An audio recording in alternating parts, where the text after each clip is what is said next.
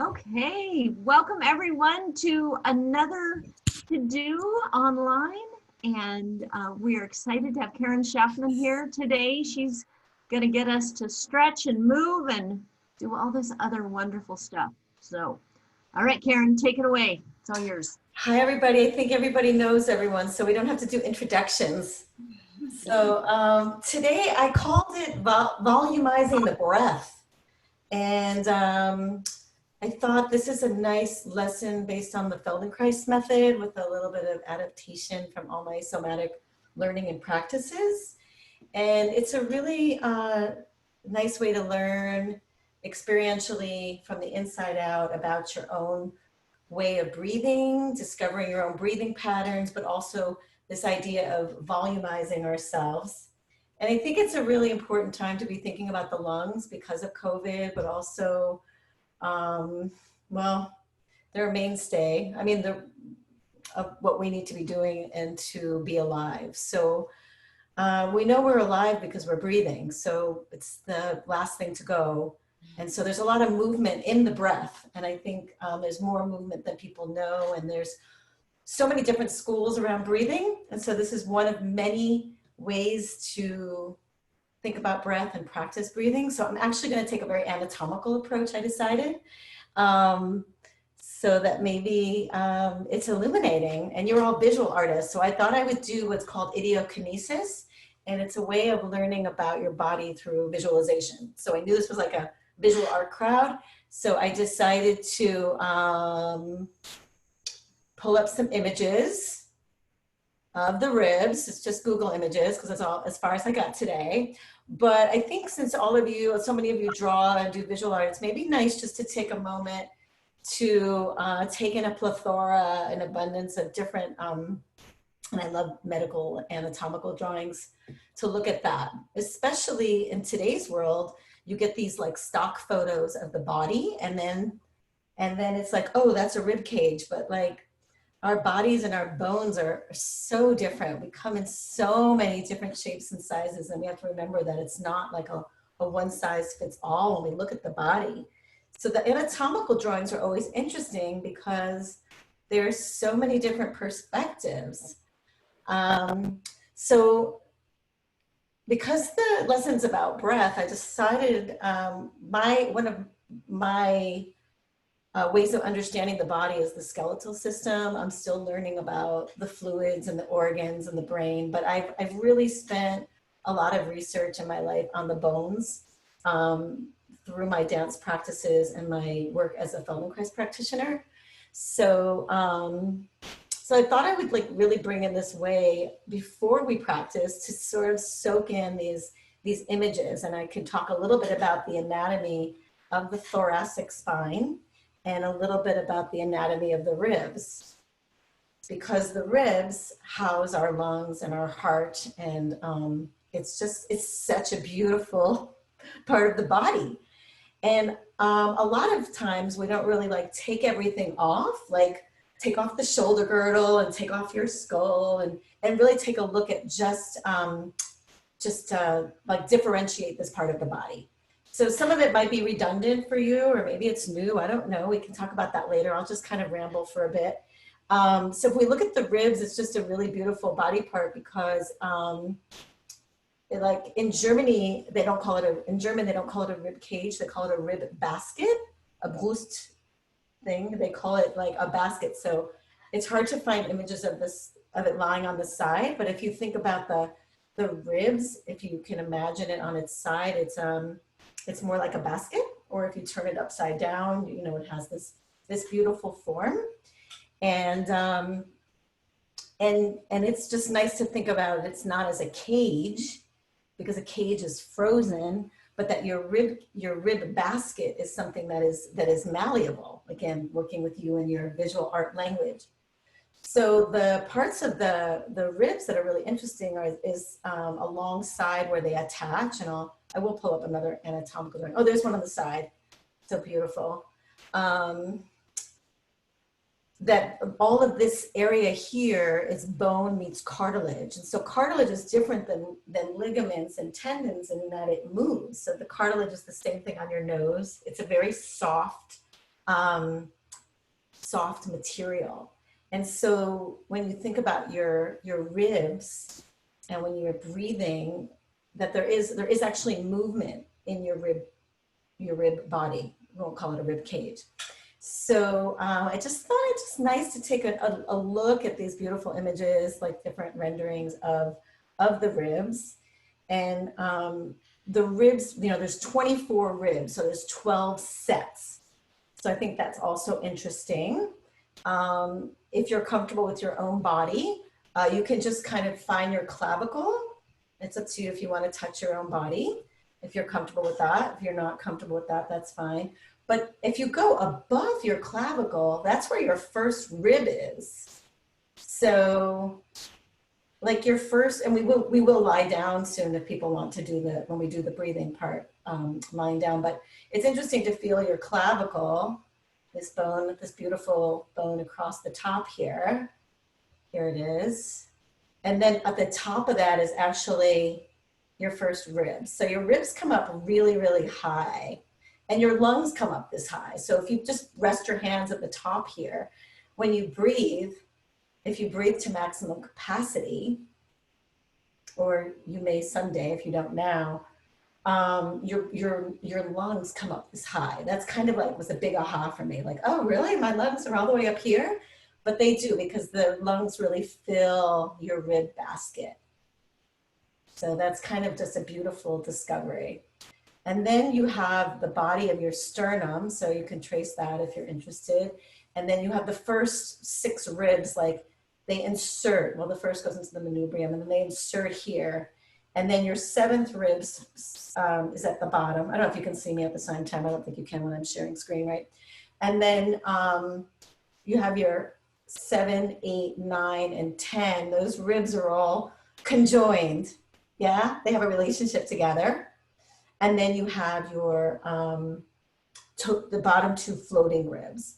So in your own private life at home, and depending on how much flesh you have, it might take more work, you can dig in and find your bottom ribs. So, I mean, we could study this for the next month, but we'll just do that.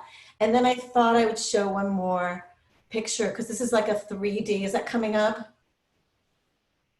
Yes. So this 3D is like, I thought this is like a really kind of a, when you look up like moving images, it's always medical, and it's always a problem. There's always a problem in the online when you look up really cool anatomical images. So this is a medical website, but it has a really nice, like the way it rotates, again, talking to a visual art community, like to think about, and especially now in COVID, to remember our 3D as we look at all these Zooms and screens and films and wonderful things, but to really see the rib or the rib basket in this 3-dimensional way. There's some really cool anatomical things. So just to, when we think about volume, that we're filling, that our ribs are in there and they fill up. The other thing that's in our rib basket that's important to mention is our hearts. And a teacher of mine always spoke about how when you breathe, you're massaging your heart. So the lungs embrace the heart. So it's a nice image that as we learn to breathe, we massage our hearts. So that's my little anatomical sharing for that. Maybe it's helpful or interesting as we move into this breathing situation. Any questions about that, or? Yeah, hopefully that is illuminating a bit. So I'm going to do it, I think I'll do it sitting. You can do this breathing thing sitting, but I actually recommend it lying down, but I think I'm gonna sit so I'll see the screen. But you can lie down on your back, you can use a roller, or you can use like a towel or something to make yourself more comfortable. I really recommend this lesson lying down. And so you can also lie down, you can see me. And you can support your legs, if you like, underneath a roller. Karen? Yeah? Can we lie down on our facing down if we have something supporting our stomach. I never did this lesson that way, but that might be interesting. Sure. I was Try only it. thinking about that because that's what they were recommending, you know, for people who got the virus, who were having, instead of getting, having a, you know, a respirator or a ventilator, they were putting them on their faces. So I didn't know if that was an interesting thing to do or not. I haven't really researched this lesson and that particular relationship to gravity, but Yeah, you I'll can try try it. I'll try it. If it doesn't feel right, I'll flip over. Yeah, Okay, yeah. thank you. Because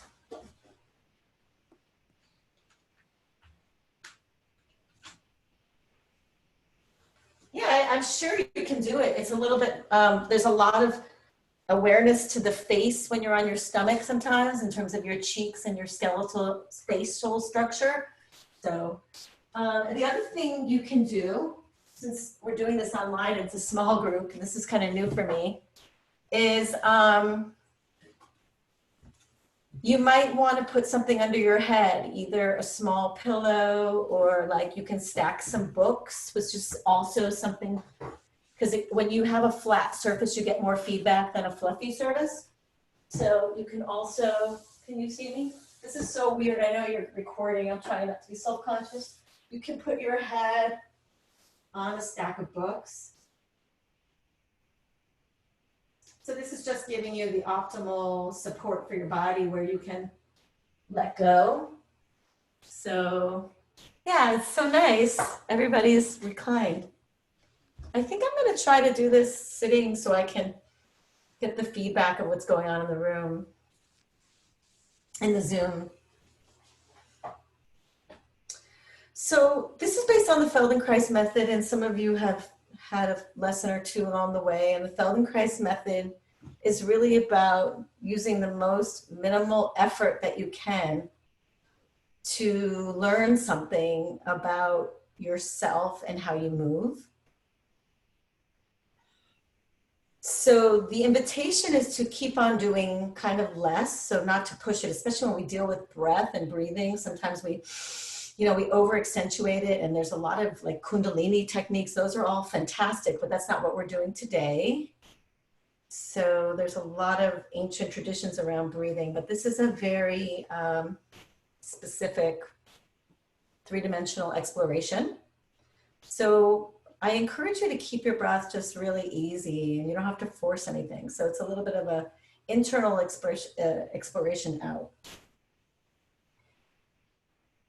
The other thing to keep in mind while we're working is to keep making yourself comfortable. So if you're ever feeling like you need to shift positions, or it's not working for you, or you want to move the pillow, or you need to take off a layer of clothing or add a layer of clothing, the beauty about Feldenkrais is to really make yourself more comfortable, to find more ease in movement, to find more comfort.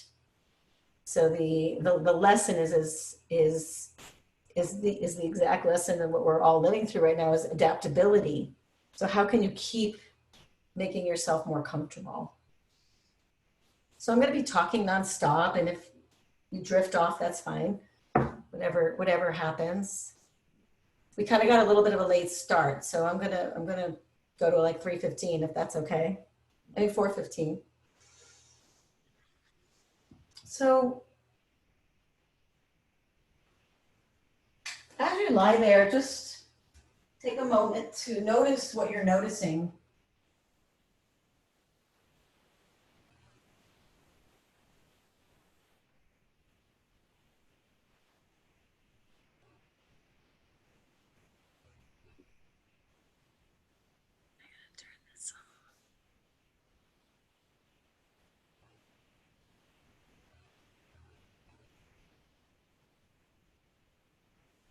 So if you notice, as you notice what you're noticing, if you could, doesn't even have to be with words in Feldenkrais. It can be just like an imprint about how you experience something. Like, how do you experience your body? Like, you might want to put a word towards it. It might be like, I feel tense. I feel like I'm holding my breath. It could just be a physical sensation of knowing that you are present.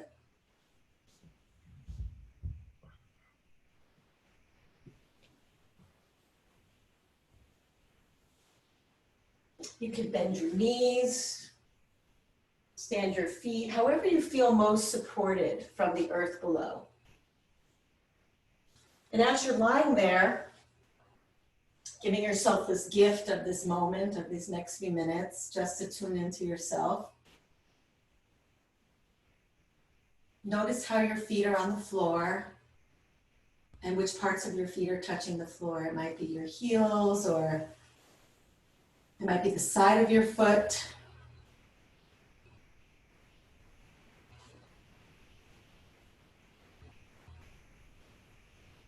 And then taking notice of your lower legs and your knee joint.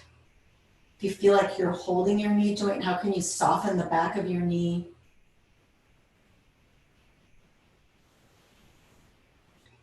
And then the upper leg or your thigh. Can you get a sense of your pelvis on the floor?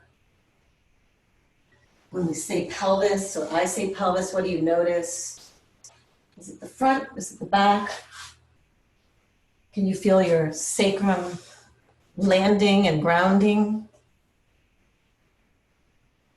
How do you land on the floor? What do you notice? Like, take a little trip. Take a little trip on the parts of your body that meet the floor. It's like a journey. And then notice your lower back. It's like a nice gentle curve there, and just notice how close it is to the floor for you today in this moment.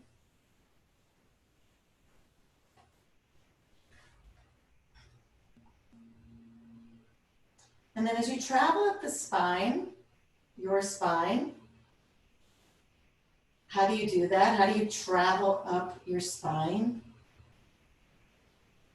Maybe you notice your shoulder blades, or the space between your shoulder blades, or maybe you're sensing your ribs on the floor. And then notice how you arranged your arms, and if your palms are up or your palms are down. Are you touching your body, or are you touching the floor? How are your hands arranged and your fingertips? And you could change that if you're not comfortable. So you might want to just explore for a moment the difference between your palms up or your palms down, or your palms towards your body. And then noticing your throat, your neck. And how can you let maybe invite like the skin to just drape down and soften the front of your throat? What does that mean, to soften the front of your throat? And then notice how your head is lying on the floor. Can you get a sense of which direction your chin is facing? Or your nose? Again, adjust if you don't feel comfortable. Something you might be fidgeting, or you just might be taking a nice slow fall towards the center of the earth.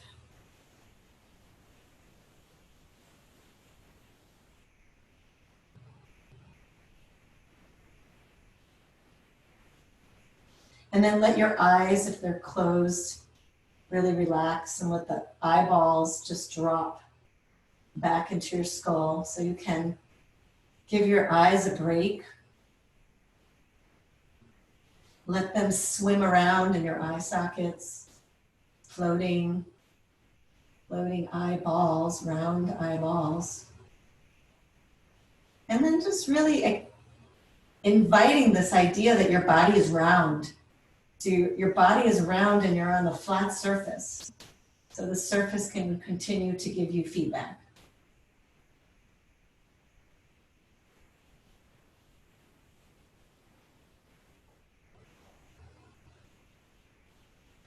And now we're going to tune our attention. We're going to listen, to continue from Christine's listening score, but we're going to listen kinesthetically. And we're going to invite the direction of our breath.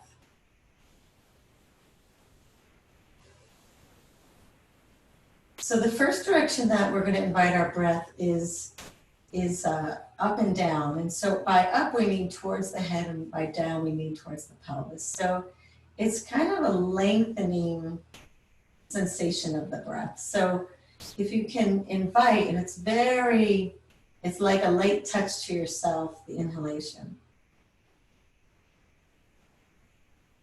So we have a diaphragm that we didn't really talk about. The diaphragm is moving in this direction naturally.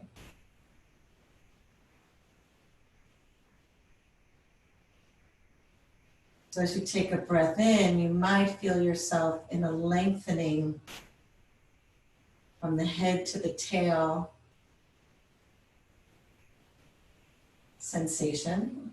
And it's a movement, so you invite this gentle movement of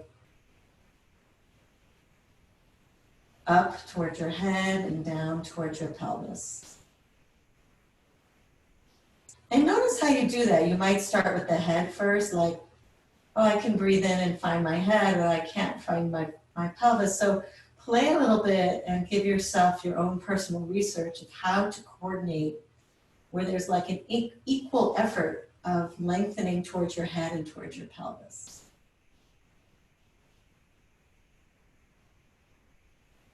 So it's a direction into space, into yourself, into your inner self.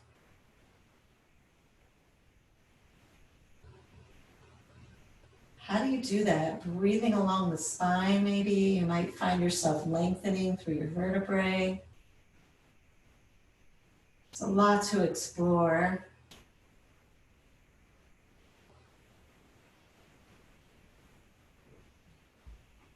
Noticing if your lips are open or closed. How are you breathing? Can you breathe just through your nose softly, or it might serve you to have your lips apart, but it might serve you to have your lips together. And you can experiment with that, and that's part of the learning. Learning about how you and your anatomy works.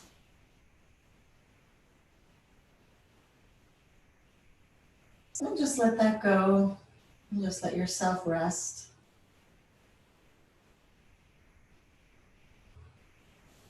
Just notice if you're breathing a little differently. So you can let go of the intention, and just let yourself rest and breathe and fall to the earth.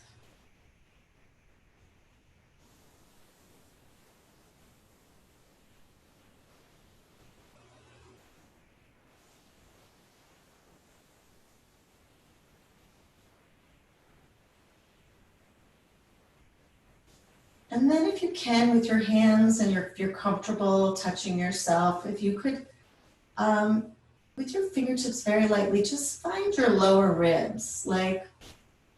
It's like very delicate. Just give yourself a little tactile. You might want to brush or just lightly use the back of your hand and just kind of feel around a little bit to the lower ribs of yourself, your lower ribs. So you can kind of get a sense of that place where your ribs meet the soft belly in the front, and then, tracing a little bit around to your side body. Just feel, you might want to work around into the back a little. The ribs come down quite far in the back. See if you can give yourself a little sensorial touch. And then just let that go. Let your hands rest where you want, either to your sides or on your belly or on your ribs. And now work with a horizontal breath. So you're going to invite your breath from your lower ribs to gently inflate. You might want to think of this. Sometimes I like to think of the four directions, like east, west, left, right. So that when you take a breath in, your lower branches expand. So it's like a tree. If you celebrate Christmas, like a Christmas tree, those lower branches, it's almost like some wind. gets caught and drifts outward. So when you inhale, you expand the lower ribs, left and right.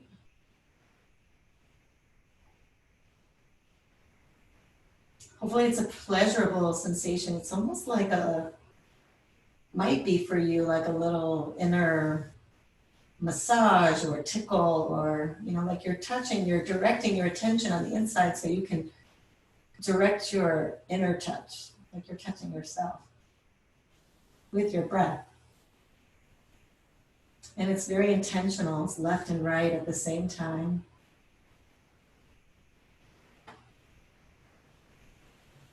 You may find a rhythm, it may break, and you might need to take a deep breath. So just let happen, whatever happens. Don't be too strict with yourself, but it's like a gentle breeze coming in through your lower ribs. To remind ourselves that we have these lower ribs, these two sets of floating ribs. They're not attached, they move.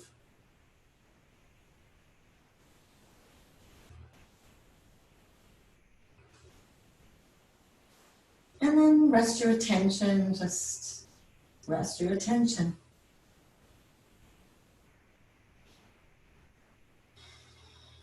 Resting attention means a big breath may or may not come, or you might find yourself either falling deeper into the floor or more attention to other parts of your body.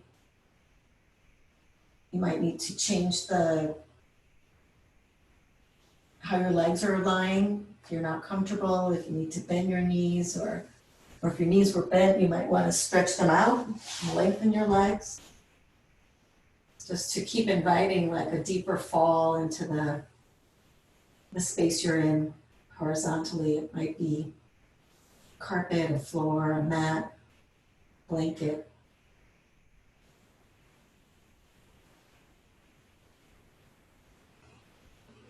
Just allowing yourself to float and rest.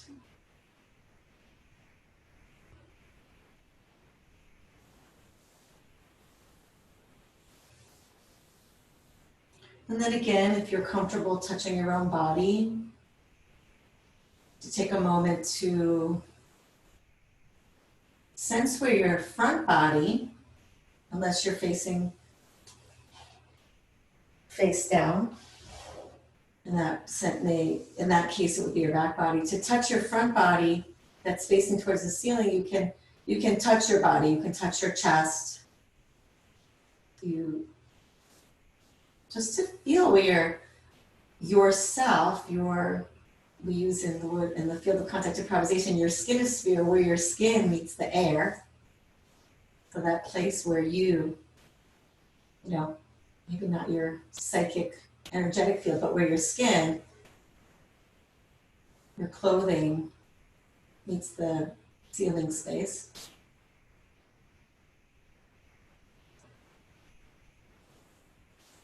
You can get a sense of your front body. You might want to touch your sternum. And then we're going to direct our breath forward and backwards. So we're working in the plane of the chest moving up towards the ceiling. And yet at the same time, your ribs filling in the back. So how do you coordinate an even breath where you rise and expand through your back space and your front space? So notice the quality of your breath as you move into the front and back direction. And you might need to break that down. You might just need to be like, how do I feel my back body breathing? So you might just want to breathe into your back. A lot of times when people go to the doctor, they put the stethoscope in your back and they say, take a deep breath. Take a soft breath, maybe not a deep breath, a soft breath. And seeing if you can feel your back body. You might meet the floor a little bit more.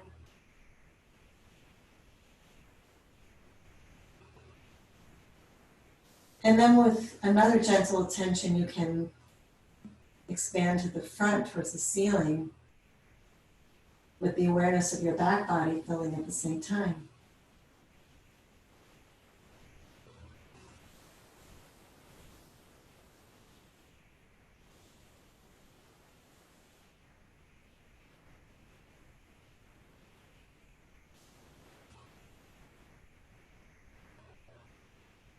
And if the attention is too much, you can always just rest. It's too much energy.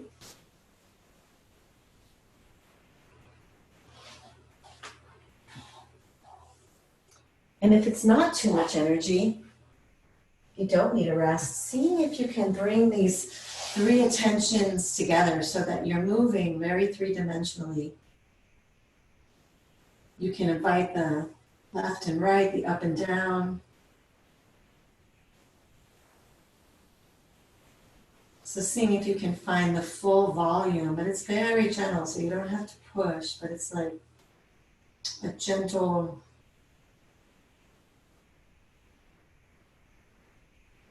inner massage.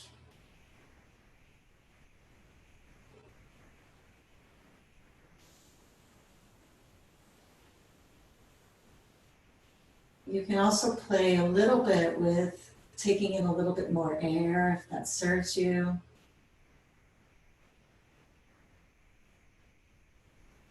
As you bring in the multi-directionality of your breathing, you can maybe feel the breath travel all the way up to your first rib, way at the top,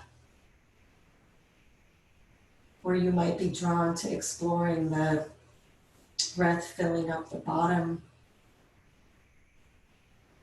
the 11th and 12th rib. So let yourself travel and explore a little bit internal breathing, three-dimensional space.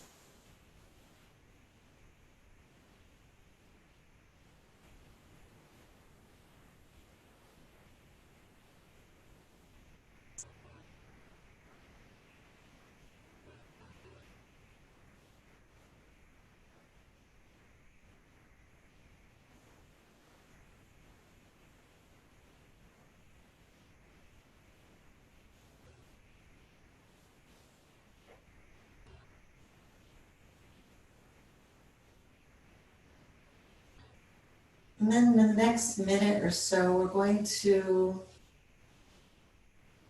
very unambitiously, if it's available to you, roll to one side. So how can you keep your breath full and voluminous and find yourself on one of your sides, if that's available to you, so that you roll onto your side body, your side ribs. It doesn't matter which side. Just say yes to whatever side invited you. And really give yourself some moments to land on the side and see if you can feel the landscape of your ribs on the side and how your ribs are moving, because I didn't talk about the muscles, but we have these intercostal muscles. So when we breathe, we're moving. The ribs move because of the action of the breath. So as you land on your side, can you stay in a soft breath?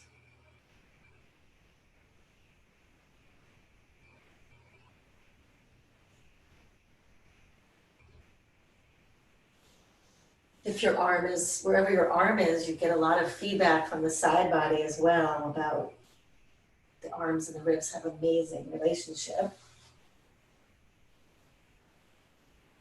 So notice where your bones land on your side body. Just do a snapshot of yourself from the inside or the outside, or however you image yourself in this moment. And then Very easy also, either with your eyes open or closed, you can come to sit. If you're comfortable on the floor.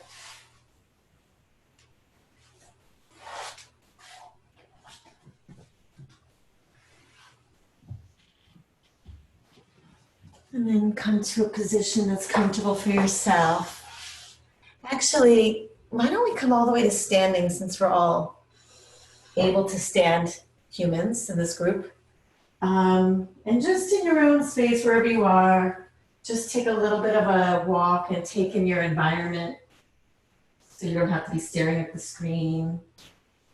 And just take a little gentle walk. A lot of Feldenkrais, he was very evolutionary driven, and so almost every lesson, if we could, if you're able-bodied to walk, he invites people to take a little walk to orient the space. It's yourself. See the space. Let your eyes be soft. Let your space come to you. And just notice how your breath is, or the shape your body feels now.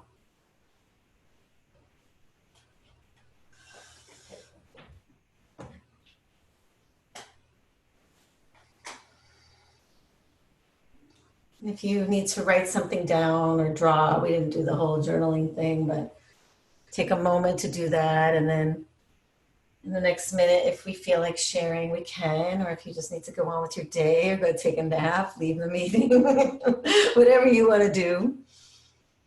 Take another minute or two to do that. I'll just set my timer so you can get what you need if you need a drink or.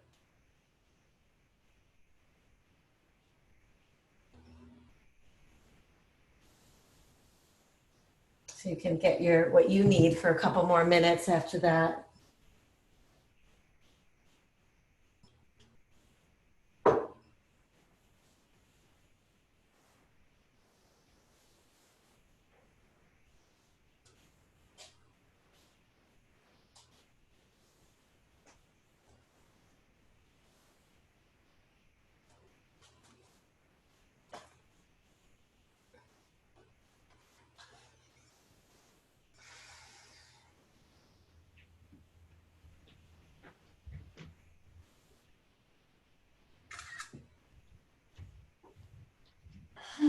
It's so nice to see these frames, actually.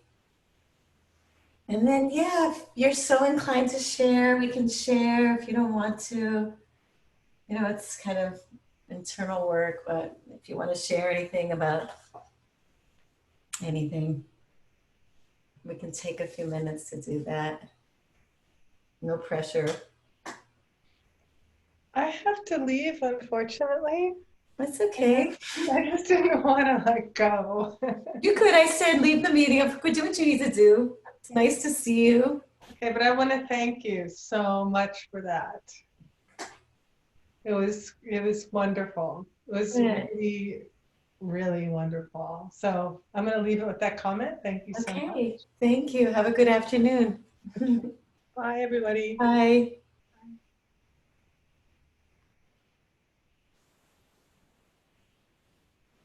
Yeah, again, nobody feel obligated to stay, but if there's something you want to share about the images, I can put them up again too if we don't want to look at anybody. We don't have to look at each other either, but it's nice to see you all in your homes. I love the images, and I love that idea of the rib cage as a basket. That's just so much more pleasant to think about than a cage. It's so much less violent. It's a softer word. Yeah, I wonder where the history of that language around the rib cage comes through, because in Germany it's the rib basket. I don't know it in a lot of languages, but I think it's very interesting too. It was like a big discovery when my teacher, who was an Alexander trained person, used that. She said, yeah, because the cage, like a cage is like, it's locked basically, but that there's so much more room in the ribs than we realize.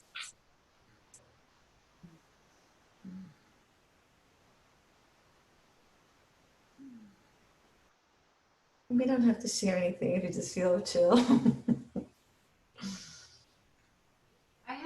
I just kind of went out to dreamland a couple times, you know, and then right before the end, I had this little snippet that Astro was here with me, and that she was standing on all four paws, but she had little boots on with rubber so she wouldn't slip. Wow. And they were red with a gray bottom. So she just walked away daintily. Oh, that's so sweet. Doggy image. Mm-hmm. That's beautiful. That's nice. Mm-hmm. Hmm. Yeah. Wow.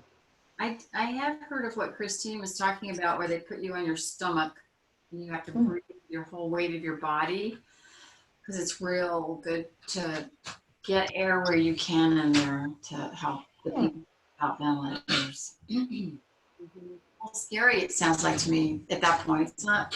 It wouldn't be scary right now, but. Well, it's interesting because there's some people who, like, I actually pulled up a clip. There's a school of thought by this woman named Bonnie Bainbridge Cohen, and she's been doing her own anatomical research for like 40 years. And this little clip talks about how when in yoga and stuff, when they have you too much in the front, it actually cuts off the breath. So I'm one, it's like, especially like classical dance, like there's a lot of holding actually in this body, or in river dance kind of dancing. It's like you hold this. And so when you lift your heart, it's like, where do you find the flexibility for like a back arch, so that maybe with the falling forward with COVID or something to repair, it opens up the back body more or something. Because when you're lying on the ground, I don't know. I have to think about that. I have to do some research. I never heard of that, so that's really interesting. Yeah, I read about it. They actually do it when intubated. They do it while they're intubated. Oh, face down? They do. They flip them around a few times, every couple of hours. Oh, wow. Where I don't remember where, but When my kids had congestion, we would lay them over our legs and thump their backs, and it would get a lot of the phlegm up. I don't know, kind of old school midwifey things, but it seemed to work. Well, it's a little bit like, how do you fill your lungs in the back? That's why that breath in that direction, like this forward back, because sometimes people would take a breath, as it was like, and you fill up your chest in the front, but people don't realize you can volumize it in all these, ways. Yeah. Interesting. Okay, this was a fabulous break in my day. yeah. Absolutely wonderful. Yeah. Nice. You have a Thank great you. I voice. appreciate the invitation. It's always weird to kind of settle in, like, oh, where should I be to talk this through? And so, yeah. Also, there's like a lot of things online, but there is the real timeness of it. I do believe there is an energetic something about who's in the room, even if we're not. Like, how do we palpate that? So I hope it felt alive in some way. Okay, I'm gonna stop recording now. Okay, thank you. Thanks, Karen.